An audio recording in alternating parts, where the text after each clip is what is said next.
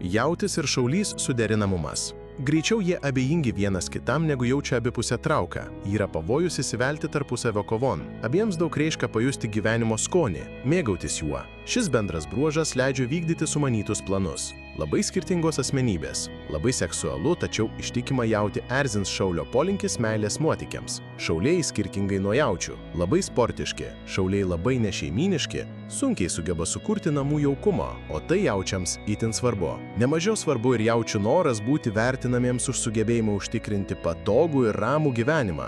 Šauliai to visiškai nesupranta, tuo erzindami jaučius. Tikėtina, kad pora jausis laiminga, tačiau ilgalaikis bendravimas vargiai įmanomas. Tikiuosi, kad šis vaizdo įrašas suteikė jums naujų minčių ir padėjo geriau suprasti likimo ženklus.